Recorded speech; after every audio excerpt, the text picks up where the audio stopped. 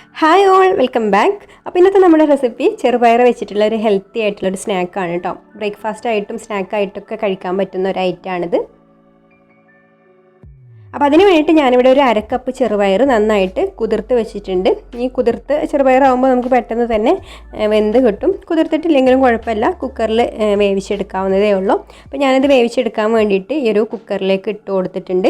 ഇനി നമുക്കിതിലേക്ക് ഒരു അല്പം ഉപ്പും അല്പം വെള്ളവും കൂടെ ഒഴിച്ചു കൊടുത്തിട്ട് കുക്കർ അടച്ചു വെച്ച് വേവിച്ചെടുക്കാം. കുതിർത്ത ചെറുപയർ ആവുമ്പോൾ അധികം വെള്ളം വേണ്ട കേട്ടോ, ഇത്രയും മതി. ഇനി കുതിർക്കാത്ത ചെറുപയർ ആണെങ്കിൽ കുറച്ചും കൂടെ വെള്ളം വെച്ചിട്ട് വേണം നമ്മൾ വേവിച്ചെടുക്കാൻ.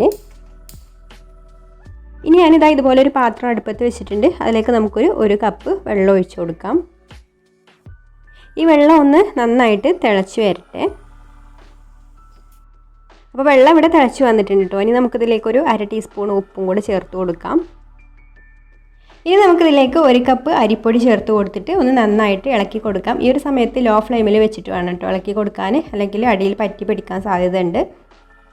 അപ്പോൾ ഞാനിവിടെ 1 കപ്പ് വെള്ളത്തിലേക്ക് 1 കപ്പ് അരിപ്പൊടിയാണ് കേട്ടോ ഇട്ട് കൊടുത്തിട്ടുള്ളത്. അപ്പോൾ ചില പൊടിക്കനുസരിച്ചിട്ട് വെള്ളത്തിലൊക്കെ ചെറിയ മാറ്റങ്ങളൊക്കെ ഉണ്ടാവും കേട്ടോ. അപ്പോൾ ചില പൊടിക്ക് 1.25 കപ്പ് വരെ വെള്ളം വേണ്ടി വരും. ഇത്രയും മതി കേട്ടോ. ഇനി നമുക്കിത് ചൂടാറാൻ വേണ്ടിയിട്ട് ഒരു പരന്ന പാത്രത്തിലേക്ക് മാറ്റി വെക്കാം. ഇനി കയ്യിൽ കുറേശ്ശെ വെള്ളമാക്കിയിട്ട് ഇത് നന്നായിട്ടൊന്ന് കുഴച്ചെടുക്കണം.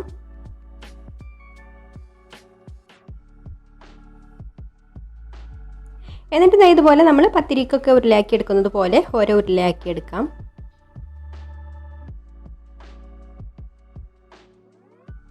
അപ്പോൾ നമ്മുടെ ചെറുപയർ നന്നായിട്ട് വെന്ത് ഇപ്പോൾ ചൂടാറി വന്നിട്ടുണ്ട് കേട്ടോ. ഇനി നമുക്കിതിലേക്കൊരു 1/2 കപ്പ് തേങ്ങ ഇട്ട് കൊടുക്കാം.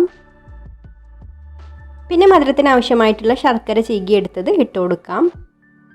ഇനി നല്ലൊരു ഫ്ലേവർ കിട്ടാൻ വേണ്ടിയിട്ട് ഒരു 1/4 ടീസ്പൂൺ ഏലക്കാപ്പൊടിയും കൂടി ചേർത്ത് കൊടുത്തിട്ടുണ്ട്. എന്നിട്ട് എല്ലാം കൂടെ നന്നായിട്ടൊന്ന് മിക്സ് ചെയ്തെടുക്കണം.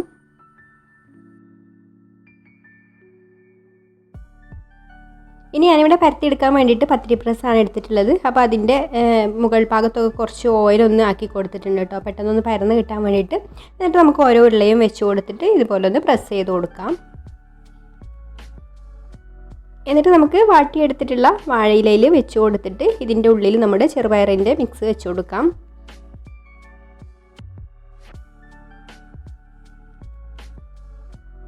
ഇനി നമുക്കിത് മടക്കിയിട്ട് ഇതുപോലെ 2 സൈഡും ഒന്ന് ഒട്ടിച്ച് വെക്കാം.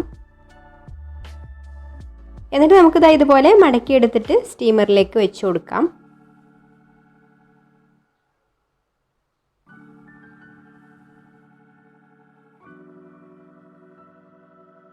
ഇനി നമുക്കിത് അടച്ചു വെച്ചിട്ട് ഒരു 10-15 മിനിറ്റ് ഒന്ന് വേവിച്ചെടുക്കാം. അപ്പോൾ ഇതിവിടെ വെന്ത് വന്നിട്ടുണ്ട്.